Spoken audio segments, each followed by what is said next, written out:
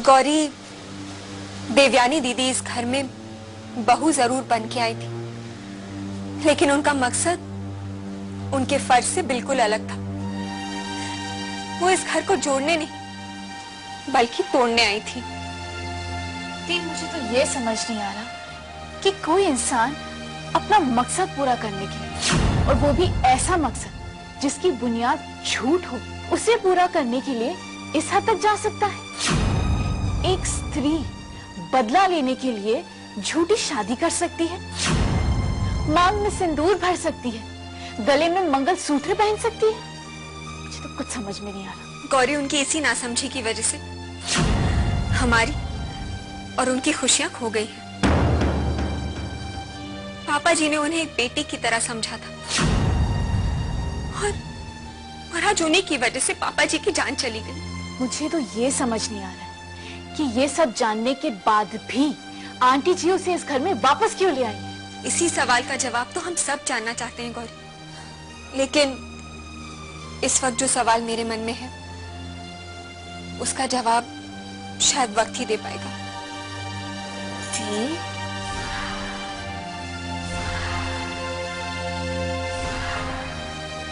हाँ गौरी, मैं जानती हूँ जब मेरी सच्चाई सबके सामने आएगी तो ये घर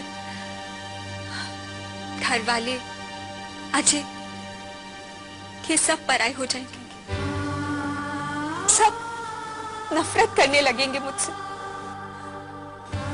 गौरी, जिंदगी में हमें हालात कई फैसले लेने पर मजबूर कर देता है और हम ही को इन्हें जीना पड़ता है, और ऐसा ही फैसला हालात ने मुझे भी लेने पर मजबूर किया था। अब जिंदगी मुझे इस फैसले की क्या सजा देती है, इसका इंतजार मैं कर रही हूं। मैं जानती हूं कि मेरी कोई गलती नहीं, मैं बस पापा की गलती की सजा भुगत रही हूं। आप ऐसा क्यों सोचती हैं? मैं भी जानती हूँ कि आपने कोई गलती नहीं की है, तो फिर आप इस तरह डर क्यों रही हैं? डरने का तो कोई मतलब ही नहीं है ना। भगवान जो करता है अच्छा ही करता है। बुआ जी ने आपको कसम दी है ना कि आप किसी से कुछ नहीं कहेंगी। हो सकता है इस वक्त किसी को कुछ भी ना बताने में ही सबकी भलाई हो।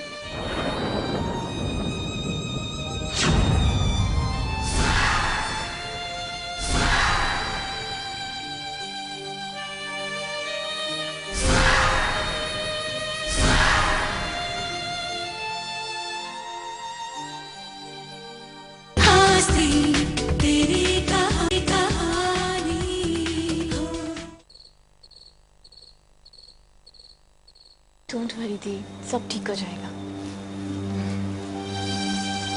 अरे गौरी, तुम कैसी हो? कब आई? मैं ठीक हूँ, आज ही आई। कुणाल की तबीयत अब कैसी है? अजीब सी सिचुएशन है। एक तरफ कुणाल की याददाश्त चली गई है और दूसरी तरफ पुलिस की एक अलग ही कहानी है। अजय, क्या कहा पुलिस ने? उनका मानना यह है कि कुणाल का एक्सीडेंट नहीं बल्कि उसे एक्सीडेंट का रूप दिया गया था। उसे मारने की साजिश की गई है। साजिश? लेकिन कुणाल के साथ ऐसा कौन कर सकता है? अगर कुणाल की याददाश्त नहीं जाती तो उसी से पूछ लेते। खैर, तुम लोग टेंशन मत लो। पुलिस को पूरी उम्मीद है कुणाल का जिस गाड़ी से एक्सीडेंट हुआ था वो उस गाड़ी को जल्द ही ढूंढ निकालेंगे। तुम लोग बैठो, मैं चेंज करके आता हूँ।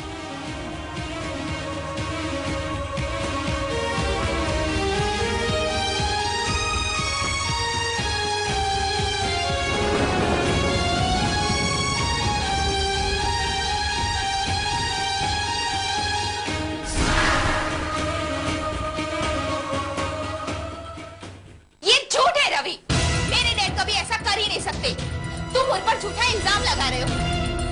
नीची आवाज में बात करो। मुझे तुम्हारी तरह झूठ बोलने की आदत नहीं है। मैंने जगजीत की हालत अपनी आंखों से देखी है। रवि, मैं मानती हूँ कि मेरे डैड की दुश्मनी है तुम्हारी फैमिली से।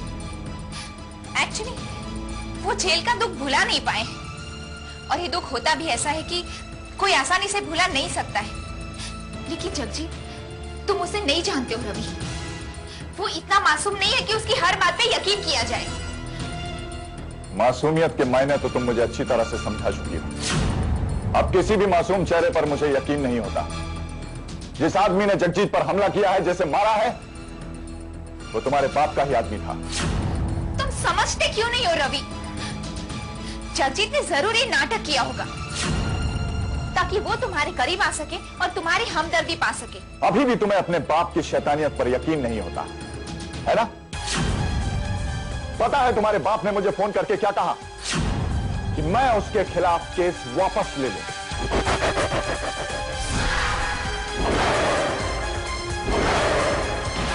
लेकिन रवि, बस देवयानी, मैं देख रहा हूं कि एक बेटी अभी भी अपने बाप के साथ ही खड़ी है।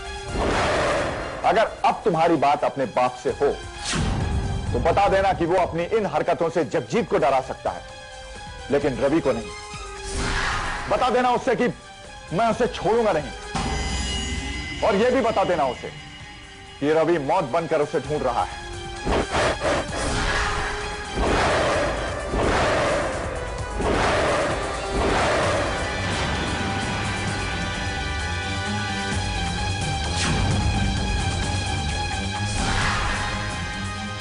भला पापा ने जगजीत पर अटैक क्यों कराया होगा?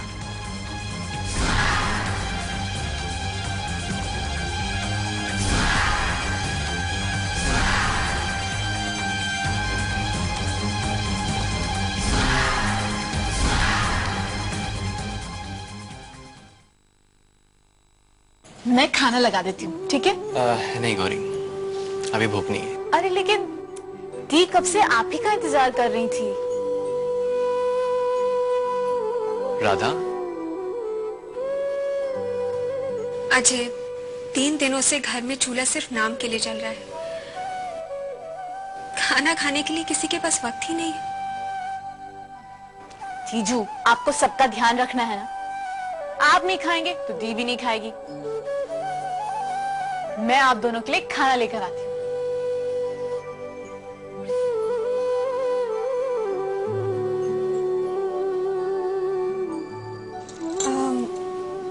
अजय, एक बात पूछूं? बुरा तो नहीं मानोगे? राधा, पहले कभी माना था जो अब मानूंगा? अजय, वो गौरी हमारे साथ यहाँ कुछ दिनों के लिए रहना चाहती है। अरे ये तो अच्छी बात है। वैसे भी गौरी के लिए ये घर पराया नहीं है। अजय, काफी थके हुए लग रहे हो। तुम कहो तो आज रात हॉस्पिटल मैं चली जाऊं? नहीं राधा, दरअसल कुणाल के एक्सीडेंट के बाद गुड्डू काफी इमोशनल हो गई। अब जब तक कुणाल को हॉस्पिटल से डिस्चार्ज नहीं कर देते, वो कुणाल को एक पल के लिए भी अकेला नहीं छोड़ेगी। मैंने उससे कहा भी था कि घर चली जा, पर वो नहीं मानी। तुम चिंता मत करो, गुड्डू है ना कुणाल के साथ।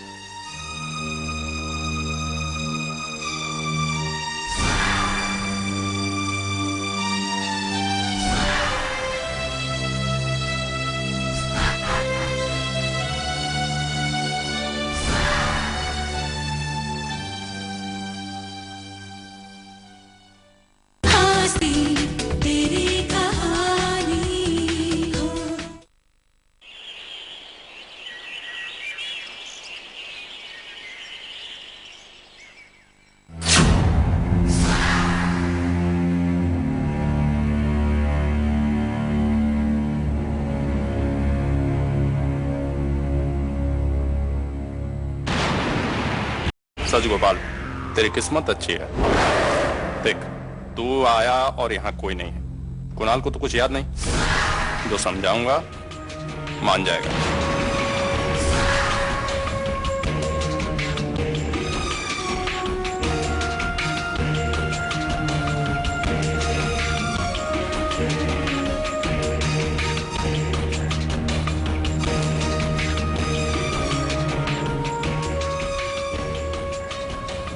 कुणाल,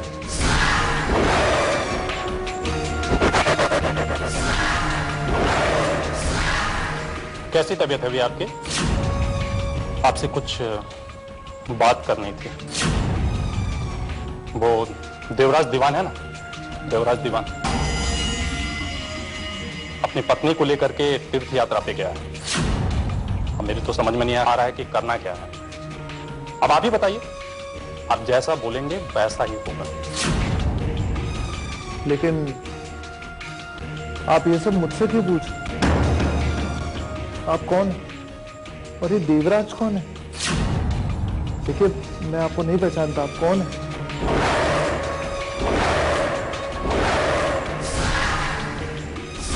मैं गोपाल हूँ।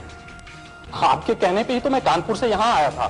देखिए, माफ कीजिए लेकिन मैं नहीं जानता आप कौन है। मुझे कुछ भी याद नहीं आ रहा है, मैं क्या करूं? गोपाल हूँ। एक्सक्यूज मी, हाँ जी। कौन है आप और इस रूम में क्या कर रहे हैं? अरे भाई हूं मैं इनका।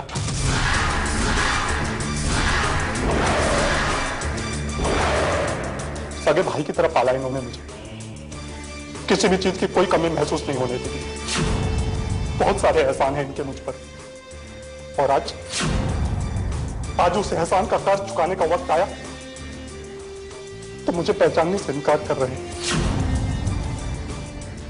हे भगवान, क्या कर दिया भगवान आपने इस नेक इंसान के साथ। पर इन्होंने तो कभी भी आपका जिक्र नहीं किया।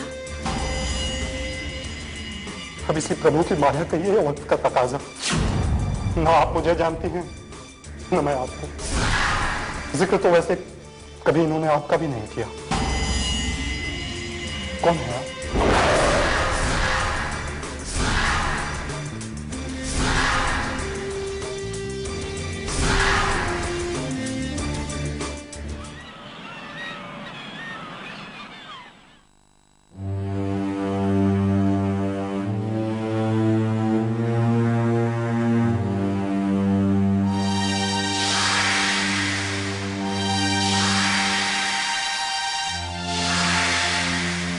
Excuse me,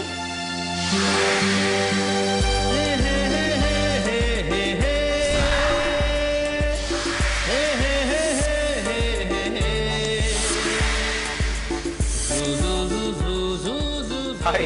hi, Beautiful flowers for the beautiful lady. Thank you so much. Please welcome. Thank you. Seat.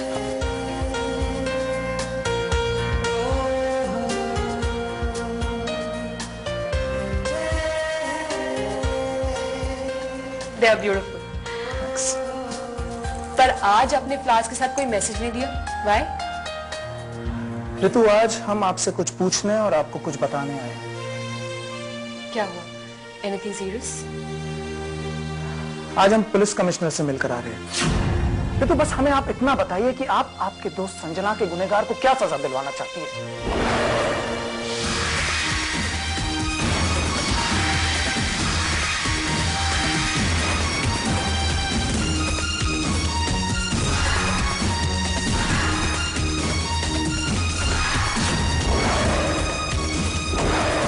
आप जो भी चाहेगी ना, उसका वही हश्र होगा। मैं उस हैवान को ऐसी सजा दिलवाना चाहती हूँ जिसे देखकर उसके जैसा हर आदमी सबक ले सके। जिन हाथों से उसने संजू को मारा है, उन्हीं हाथों को जोड़कर उसे संजू से माफी मांगनी ही होगी। उसने एक औरत के वजूद, उसके अस्तित्व को मिटाने की कोशिश की है और उसे उसके गुनाहों की सजा जरूर मिलेगी। मैं चाहती हूँ कि उस हैवान का वो हश्र हो जिसे देखकर कोई भी आदमी किसी औरत पे हाथ उठाने से पहले 1000 बार सोचे। विक्की, उस इंसान ने संजू पे बहुत जुल्म किए और मुझे उस एक एक जुल्म का हिसाब चाहिए। ये तो कानून ने ऐसे लोगों की जगह समाज में नहीं, सलाखों के पीछे मुकर्रर की है।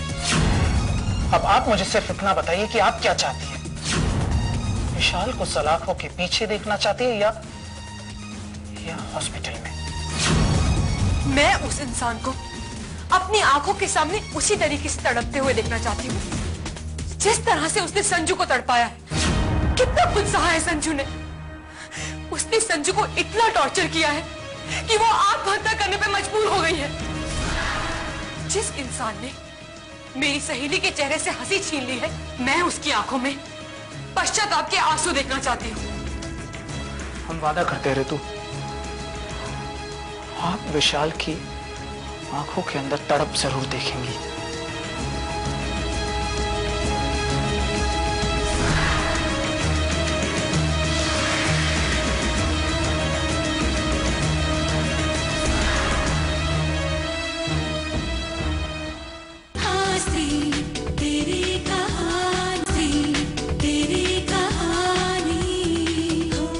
देखिए, मैं आ गया हूं ना, आप बिल्कुल चिंता मत करिए, मैं सब ठीक कर दूंगा। भैया ने इतना कुछ मेरे लिए किया, आज इन्हें कुछ याद नहीं, इन्हें कुछ याद नहीं है, लेकिन मुझे तो सब याद है। इन्होंने क्या क्या किया है मेरे लिए, एक दूसरे की परछाई बनकर रहेंगे, ऐसा वादा किया था।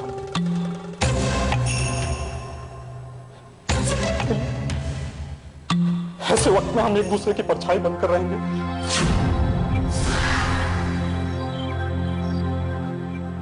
देखिए, आप चिंता बिल्कुल मत करिए, भैया का इलाज मैं अच्छे से अच्छे डॉक्टर से करवाऊंगा। यहाँ के डॉक्टरों को तो कुछ आता भी नहीं है। मैं भैया को अच्छे डॉक्टर के पास ले जाऊंगा, अमेरिका में ले जाऊंगा मैं भैया को, और किसी भी तरह भैया की याददाश्त मैं वापस लाकर रखूंगा।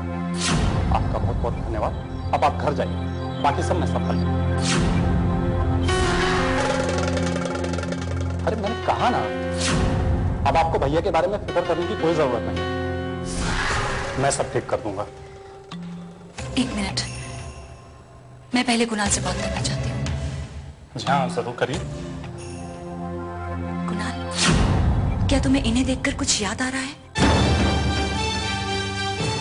क्या तुम्हें लगता है कि तुम्हारा इनके साथ कोई रिश्ता है? नहीं, मुझे कुछ याद नहीं। मैं नहीं जानता ये कौन, मैं तो ये भी नहीं जानता तुम कौन।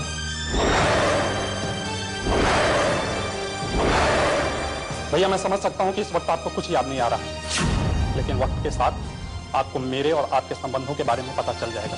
देखिए, इससे पहले कुणाल ने मेरे साथ कभी भी आपके बारे में कोई जिक्र नहीं किया है, और मेरे पास कोई वजह नहीं है कि मैं आप पे भरोसा करूं। क्यों? आप जो कोई भी हैं, आप कुणाल को अपने साथ नहीं लेकर जा सकते, और मैं यहीं रहूंगी कुणाल के पास।